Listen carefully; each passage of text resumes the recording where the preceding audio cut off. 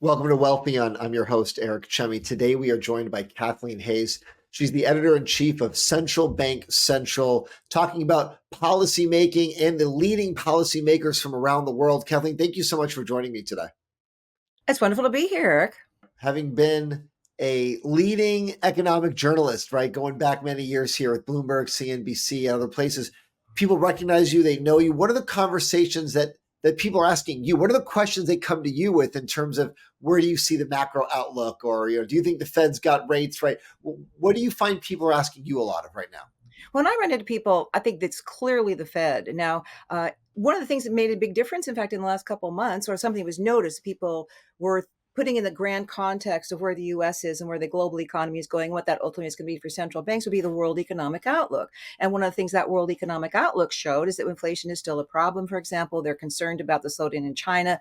Those are the kinds of things that come to the table. When I am out and about in other places, if I'm talking to somebody, inflation is a very big question. I mean, it's a big question for regular people, not necessarily linking it to what the Fed's going to do. Although I think more and more people are getting at least a simple sense, a basic sense of, gee, Federal Reserve, interest rates. People already see that their mortgage rates, if they want to sell a house and move, they can't get out of a 3% 30 year because they don't want to go to a 6% plus 30 year.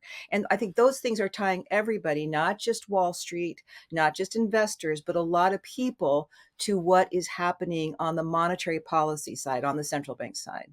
What did you think of, because now you mentioned people, normal people talking about inflation. What did you think of that whole Super Bowl push by Joe Biden to talk about shrinkflation? Like no one knew this until he discovered it a month ago. To me, it seemed a little bit ridiculous. Well, I'm scratching my head over that one. I guess the first thing that comes in mind is whip inflation now.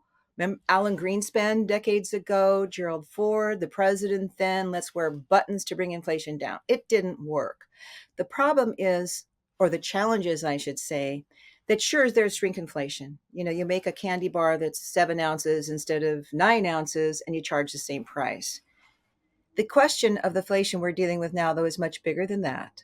And it has a lot to do with the things that were done during the pandemic to prevent a depression, was what the worst that people could fear, and keep the economy on track, both on the monetary policy side and on the fiscal policy side. Cut rates to zero and pump $5 trillion into the economy in a year. And it certainly had the result of keeping the economy going. And look where we are now. Still got the economy going, seems relatively strong. There's some question marks over it. But at the same time, inflation did get out of control. And once you get it out of the bag, it's hard to bring down. But also, I think what's bothering people, and I think it's hard for, if you're in a campaign, election campaign, and you're the president and his team, you want to say, hey, you guys, we're bringing inflation down. It's going well. The problem is the price level is so much higher. It's still higher. And that's what people are still feeling and seeing. Right. Like that's the thing that we all know as consumers, but the data forgets that in a way because we talk about inflation, but that's a growth percentage, right? Everything's 25% more expensive than it was 4 years ago, right? So something that was $1 is now $1.25. So, okay, hey, it's only going to be $1.26 now, but that's still way more than it was. And it's never going back to $1. It's never going back to $1.15, $1.10. So we're now paying that price forever. Even if we had zero inflation from now on, we're paying these hugely elevated prices. And I think that the optimists are figuring, well, wait a minute, wages will continue to rise because people are going to continue to be in a better position to get those wage increases. Number one, there's still some labor shortages in certain industries. And at least the latest numbers suggest that productivity, how much you produce per hour of your labor, has gone up. Although I was speaking to Jason Furman a couple of weeks ago, who is the former head of the Council of Economic Advisors under Barack Obama, and Jason, fine economist, and he calls them as he sees them. He said, yeah, productivity was really high last year, but he thinks that productivity does that and go up and then be flatten out. So I don't know if we can, according to him, we can really count on that. But I think that these are all question marks out there. And and the thing about the prices coming back down, they might. Do you remember back in when was it? I guess it was when the Fed got worried that inflation wasn't going up to 2%. Remember, it would be 1.7, 1.8, maybe be 1.9, but it just couldn't hit the target. And for about a decade, there was, well, first of all, for a couple of decades, there was competition from China in terms of wages. A lot of people say, oh, Kathleen, it doesn't matter. Well, I think if you were some kind of manufacturing worker in the US and things went overseas to China or maybe even Mexico, you do think it's a problem. Also, technology. And I think one of the things, price discovery, right? Because how could you couldn't go on the internet and poke around and find, oh, gee, I really like that sweater, made by, Kathleen Hays Productions. I I want to buy it. I'm willing to spend whatever for it. Let's say it's $50. Oh, but I go on the internet. Hey, there's Kathleen's sweater. It's only 40. So what do I do? Hop on the internet. And even if I didn't hop on the internet, maybe I'd shop around. And I think there was so much price competition that kind of lulled us. It brought inflation down. And so could that happen again? I don't know. Maybe it could. Maybe we will get something like that again. But right now, we seem to be a long way from that. I saw a story in the Wall Street Journal this week about how, maybe it was in the Thursday paper, how the hotel industry can't find enough workers right now. So because there's a labor shortage there, it's all the COVID stuff, right? They had to reduce. Now they can't get enough people back. And so travel prices will be elevated this year because the pricing that they have to pay to get people to work there is high. And it goes to a lot of what we're talking about, still these post-COVID effects, or the, if this labor market is so tight, what are we actually doing, right? Like where is the right balance of policy? So I don't know if you have an opinion on what you're seeing and how maybe you would do something different if you were in those seats. Well, the fact of the matter is, it's hard to get people to go to work if they can find another job that pays them more. Um, I was a restaurant worker years ago for a very, very serious one when I was kind of in between finishing my master's degree in economics and going out and getting a professional job. Uh, Waited tables, tended bar, and worked hard. And that's what people do in that industry. But I think if there's, well, even just food delivery in New York City and Manhattan, you know, we have a great diner in our neighborhood, Beyond. I'll give Sammy and his team a little pitch there. That he said they have had a hard time getting people back because people who might have worked and come to work and started maybe washing dishes and then cooking on the line, they're much more likely to say, "Hey, Instacart." My local fairway is full of people, so that's part of it. But I think also there is still relative to the number of people who are changing jobs, looking for jobs, coming back in the labor force, that doesn't quite meet the demand in certain industries. Now we got tech layoffs, but that's very high level and very high paid jobs. I think we're talking more about a lot of services jobs, and that's where we see some tightness. What do you think about, as you mentioned, the tech layoffs? Because the market's at all-time highs. These tech companies are, exploding in a good direction up, and then they keep laying people off. So I don't know what I'm supposed to make of that. If they thought they were in a strong position, they would keep those workers because it's hard to find good workers. Especially engineering talent, they would keep them, put them somewhere, or like not lay them off because if we're growing, we might need them in 3 weeks for something. To me, it feels very weird. Why are we buying stocks at all-time highs when those companies themselves are getting rid of people? Well, this is not my area of expertise. So just from afar, let me say, number one, what if some of those tech workers, well, they're getting laid off? I wonder how quickly they'll find jobs. Everyone's so hot right now on AI. AI is going to be the biggest thing in the last 50 years. It's going to transform the landscape. Everybody's got to own that stock. Everybody's got to, be every company, every CEO is, oh yeah, we're investing in AI because they know they have to because everybody else is. And what if I said, oh no, I think I'm going to wait and see what happens with AI, right? Maybe some of these big tech companies are saying, we have this skill of worker and there's another skill of worker we need. And also there's a lot of stories I think that I've finally noticed about how high paid a lot of these tech workers were. I remember seeing a story about Meta, right? About how they had so many workers that basically just sat there a lot. They'd hired tons of people. They were paying them like maybe $250,000, $300,000 a year. And maybe those are some of the workers that are getting peeled off now as they take another look at where they are, what they need, and where things are going. I know you're not the expert on tech, right? You're more of the macro econ person, the econo queen. But obviously, the tech story is important. The AI story is important. It filters into the conversations that are happening at the FOMC meeting, right? At the BOE meeting, the BOJ meeting. When you talk to central bank policymakers, how much do they worry about the impact of AI in terms of what it's going to mean for future job levels, unemployment levels, and all that?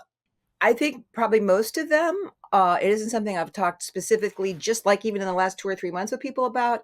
It's going to play out, and nobody knows how quickly it's going to play out. Nobody knows if there's going to be job destruction, right? Because there are certain kinds of jobs that won't need to be done by people. People just, oh, I'll plug in the AI and let them write that report, right? Or whatever else. AI could do all kinds of things.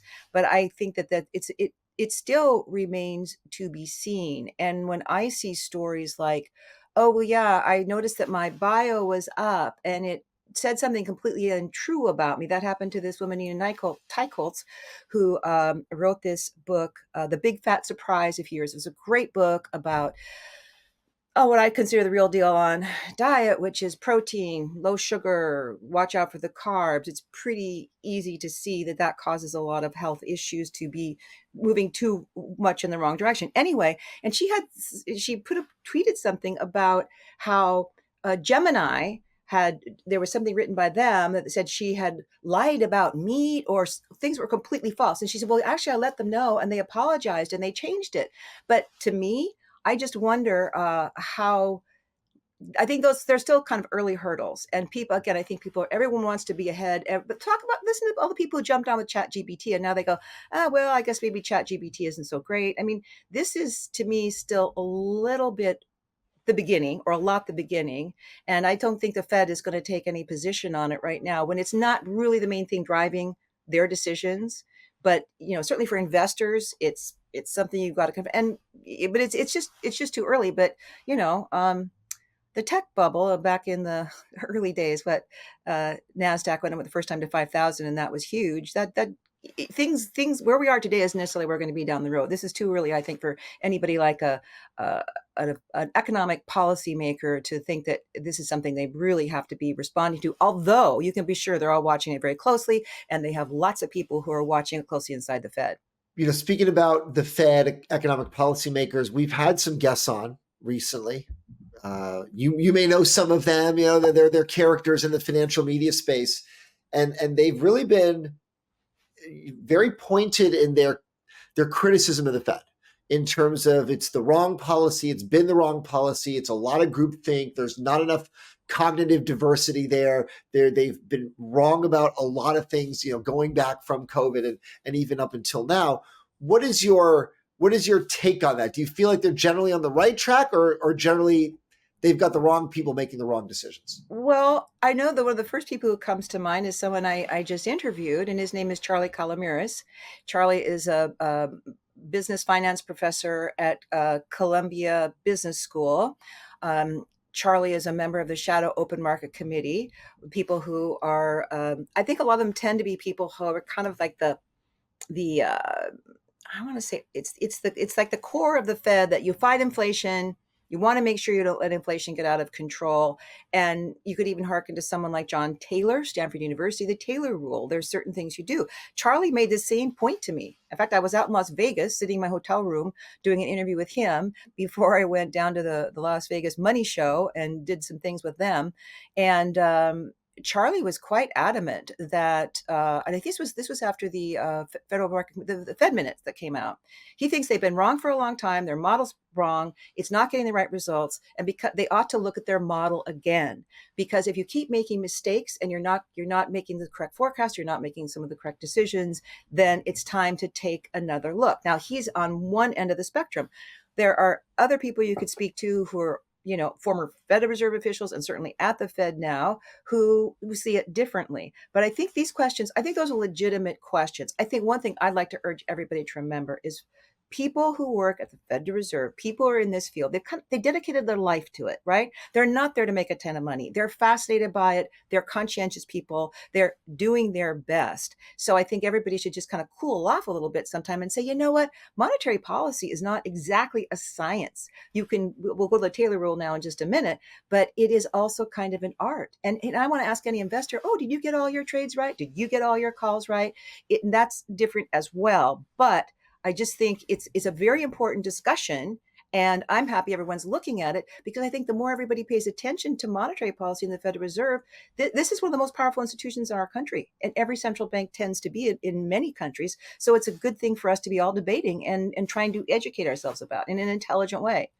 I hear what you're saying about they're trying their best. They've dedicated their lives to this. But I think about in related fields, right? If you're an investor, professional investor, hedge fund, mutual fund, private equity, whatever it is, if you're wrong enough, you get fired. Your investors pull their money. You don't have a fund. You're out of the Well, a game. lot Well, of them just walk down the street and get their next job. Come on. I've seen a lot of people survive in high levels in financial services, right?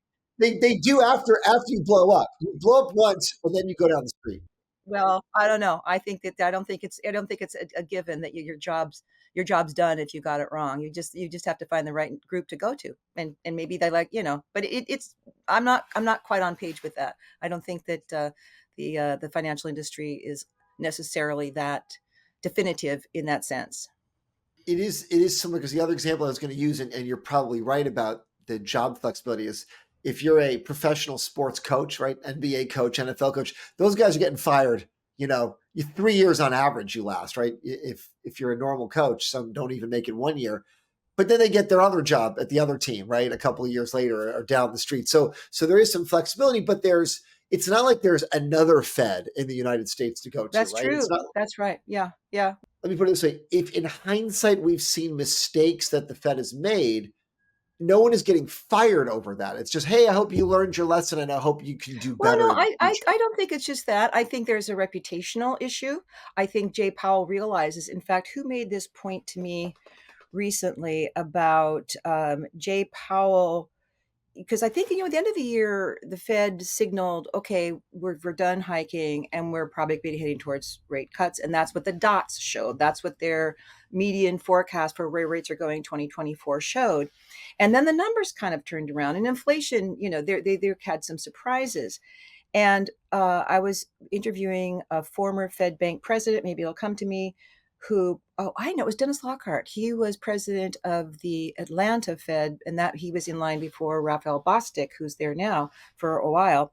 But Dennis said he doesn't, I don't know what Jay is thinking, but I think part of this is he's thinking about his legacy. He wants to get this right. You could say he led things in many ways in the right direction, but inflation, you could say, well, we didn't get a recession during the pandemic, right? We didn't get the depression. They were so aggressive, every program to save every kind of bond and credit market you could. But if he doesn't get this right, and if this Fed doesn't, this is their legacy, and they will go down in history as a central bank that made a big mistake, maybe even failed if they don't get inflation down. I think a lot of people figure they're on their way to get that. But so I do think no, you don't necessarily get fired, but because it's not, I mean, you get, I guess there's other things you can get fired from in the government. And I suppose if you did something awful, they could fire you. You could be fired. But I don't think that's the point of it as much. And maybe we could change the system. The problem with that is, though, one last thing we want to do is let Congress control the Fed. Because whoever's in office then is going to say, oh, cut rates, please. Oh, I don't care how high inflation is. I want to get reelected, or we need to rev things up. Yeah, just go ahead and cut rates. And you have to do it, right? Would that be a better system? I think that's the question you have to ask yourself. From the same people that put us trillions of dollars into debt and deficit, I don't think we want them also in charge of the Fed. It probably wouldn't work out. Do you wonder, though, because of what Congress has done on the spending side over the last many years, that we'll never get out of this massive debt, that the deficits will continue to be a problem, that we're looking at a generation for our kids and grandkids that they can't pay off the debt, the interest will be too high. You can't have high interest rates, because then just paying government treasuries is too expensive, and it'll crowd out anything the government can do. Do you wonder about that long-term effect? Well, it's up to Congress. I mean, in the next administration, whoever runs it, will there be more of a willingness to come together and start looking at spending, start looking at taxes, start looking at what we're going to do with Medicare and Social Security? I think some people are optimistic more of this could happen. Will it take some big, I don't know, markets reaction somewhere along the line? Will it take a reaction in the dollar? Just that a lot of other countries have very high debt to deficit ratios now. So it may not come from overseas, but that would be another question. Um, it's one thing we know, or I'd say one thing that a lot of people consider as an issue right now is the fact that for the Fed right now, for inflation and the economy, is that there was so much money that was put in programs, $5 trillion worth, right? And a lot, the infrastructure programs, for example, a lot of that money is still going into the economy, right? An infrastructure project doesn't start in a day or a month, or sometimes maybe even in a year. But as that money goes into the economy, and I'll recommend a couple of people who have been very good on this, and one is Rob Kaplan, former president of the Federal Reserve Bank of Dallas, and also Mickey Levy, who is long known. He's a visiting scholar at the Hoover Institution. He's had many positions as well, and that's part of his background. For Mickey is fiscal policy as well as monetary policy, and they have both stressed that that's one of the reasons people say, oh, whoa, what a surprise. The economy is so resilient. The Fed does all these rate hikes and it's still growing. Well, but that is one of the things that's going. And Rob, for example, who still has a lot of contacts in that broader Texas area, says he talks to lots of municipalities and companies where those projects are still playing out. The money goes into the economy. They hire workers. Then, hey, you got a little bodega or a deli or something that now all of a sudden there's a bunch of people who need to buy their lunch, right? So these are the kinds of things that in some parts or maybe many parts of the country are still feeding through. Is it bad or good? I'd say a lot of people say, no, it's good. It's building up the infrastructure and people are getting jobs and making more money. Yes. But if you think about inflation and what it's going to take, if you really want to get it down, then that's one part of the policy equation that you maybe have to consider a bit more than some people have. The dichotomy between what people think, like you said, some people, if you go to different parts of the country, they think it's good, they think it's bad. There seems to be a big impact on the media in terms of what you're reading, what you're watching, if it's social media or the newspaper. And you having been, an expert in economics and a media member about economics, do you find there's a big disconnect between what normal people experience versus what they're reading? What is it that regular people may or may not understand about what's happening behind the scenes with policymaking and how that fundamentally affects them? One thing they need to know is that within the Federal Reserve, they collect lots and lots of data. They run it in all kinds of different ways.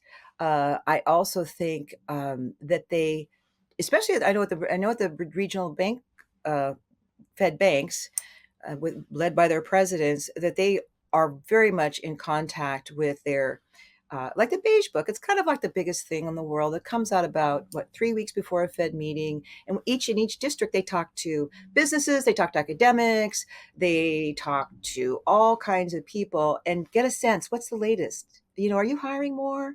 Are you laying off?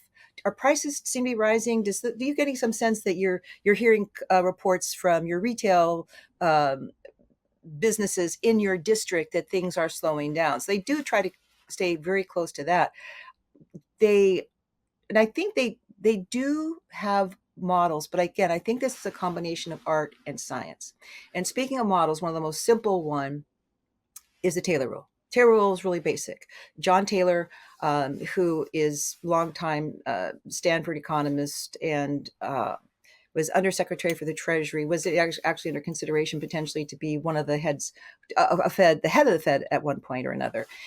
And this Taylor rule that he developed, I think the early 90s is when it first started, was looking at inflation and unemployment, basically growth and inflation, and then saying, and you can make the equations fancier or simpler, but you end up with something that says, okay, this gives you an idea of where the federal funds rate should be relative to where inflation is and where growth is. And when I interviewed John a couple of weeks ago, Professor Taylor, maybe I should say, he said, well, right now, the Taylor rule suggests, given where inflation is, given how strong growth is, that the funds rate isn't about the right place. But it's not a predictive thing about where it's going. It's just where it is. And the idea, so as inflation comes down, and he expects it will, then the funds rate should come down too. I think he figured it probably could bottom around 4%, where it is from 5.25 to 5.5. That's a Taylor rule. So if that's a really simple rule, and when I started covering the Fed, that's how I understood it. If the economy starts heating up and it's growing, that's great. And if you see prices start to rise, some pressures on inflation, then you think about maybe, should we start snugging up? That's what we. And if the economy's chugging along and then something's slowing it down, maybe we should start thinking about cutting rates. It's a very simplistic way to do it, but I think it's kind of the heart and soul of what is going on. And I think for, regular people, anytime they see anything that raises interest rates or slows the economy down, that's a big deal. And in fact, I just saw yesterday that Larry Summers and three other economists at the National Bureau of Economic Research have done a really interesting paper where they're talking about why is consumer sentiment not stronger? Why is it so weak still, even though we've got growth and low unemployment? And they're looking at cost of borrowing as something that hurts sentiment. And they have charts and everything. I haven't read it. I mostly just read a little synopsis that suggests that's another reason why people don't feel so good right now. They don't like it when it costs them more to, put something on their credit card, buy a house, whatever. And so I just think it's difficult. Like I'm going to give a kind analogy for the Fed. Let's say you're a doctor and they've got some kind of condition, and this is how you're going to treat them. Well, they know why they're doing it and they know what they're doing. You may not, they can try to explain it to you. You may not get it in the same way. And maybe that's a little bit the way it is with Fed policy. I think the Fed's trying very hard to communicate clearly. But I think, people have a lot more on their minds than what the Federal Reserve is doing. Although not me. I mean, seriously. The cost of borrowing one is an interesting one, right? Because it's I don't want this to be high because that hurts my sentiment, but the cost of borrowing being low usually is in line with low policy, which is usually going to match up with, then we have all this inflation. And then people don't want inflation either, right? So it's hard because you want both. You don't want the inflation and you don't want the high cost of borrowing. Well, I think that's one of the reasons why it's so important not to let inflation get out of control. And that's why it's important to be preemptive. And one of the things the Fed did, may I be nerdy, is they passed a new framework and it came into place. It started in April of 2020. Now that's just when all this pandemic was starting, because they'd had a long time getting the inflation number up to target and staying there. Just 2%, that's not that much, right? So they decided to hold back. One of the things that new framework said was that inflation would have to be above 2% and rising before they would start raising rates. Okay. Looking back, that was probably the wrong time to say we don't have to be quite so preemptive. And they may have seen it a little bit differently, but they'd come out of 10 years of below target inflation, et cetera. And they also wanted to make sure that the labor market wasn't just at full employment, it was maximum inclusive employment. That's a taller measure. That's a bigger measure. That's going to be looked at starting towards the autumn of this year, I think, when the Federal Reserve is going to take another look at this. They did this kind of big looking at their framework, and that's what it culminated in. They're going to start that again. That is a little bit nerdy, but that's, I think, too. It's like so many things in life. Sometimes it helps if you get out, if you don't wait too long to start making a change. And it could be in a relationship, it could be, with so many things, losing weight, gaining weight. And it's just another one of these things that is not always, it's not, you don't always know exactly what the right answer is. And I would say myself, if I were a central banker, I would err on the side of being more preemptive, because I always say you can start raising rates, and if you're having a strong impact, maybe a little too much, it's so easy just to slash rates, right? You can just, slash them right down. And I think that's something that maybe people are appreciating a little bit more, including at the Fed. If they've been more preemptive, they maybe read some things wrong in 2021 going well into 2022. And that's what helped inflation go so far out of control. But the people who feel they've had almost a victory say, well, look at how much it came down. It was, went through a tough time, but the pandemic created a lot of things that people hadn't expected that were hard to gauge. We did our best, and now we figure we're almost back on track, but we're not ready to cut rates yet. You're right. It's easier to slow down if you get out ahead than it is to catch up if you're falling behind. You mentioned Professor Taylor, or John, as you called him originally. you know a lot of these people on a first name basis. Are you ever calling anyone doctor this or professor that, or is it typically always their first name?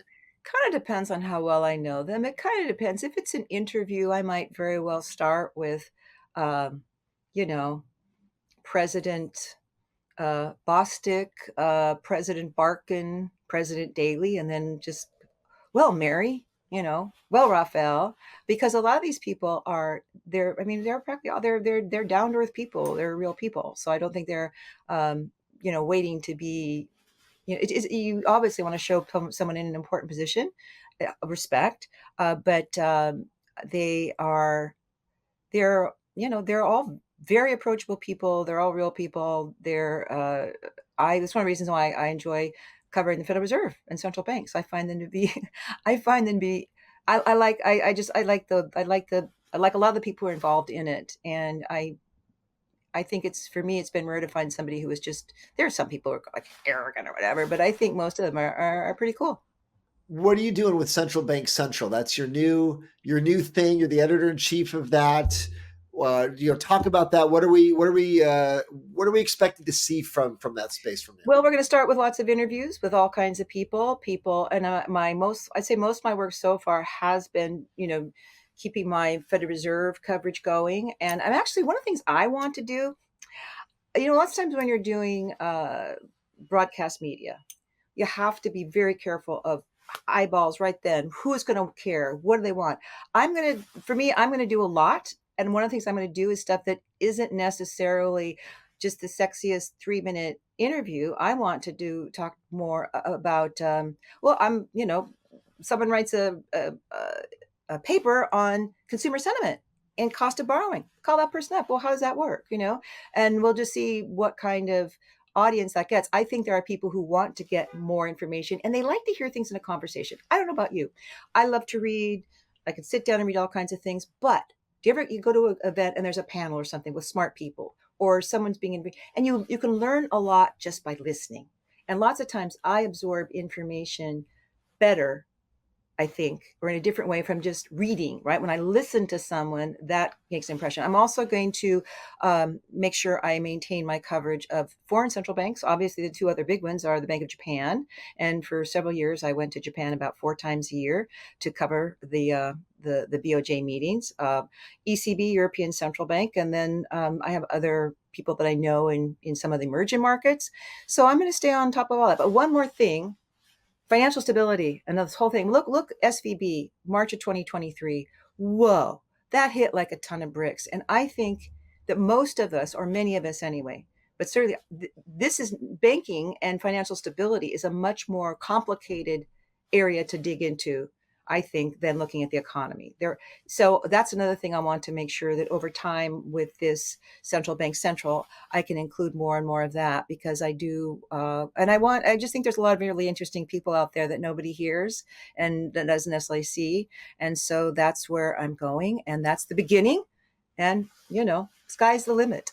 That's amazing. We look forward to seeing how you grow and develop that, obviously, from the base that you have right now to some of these other topics that you'll be, diving deeper into going forward. Central Bank Central.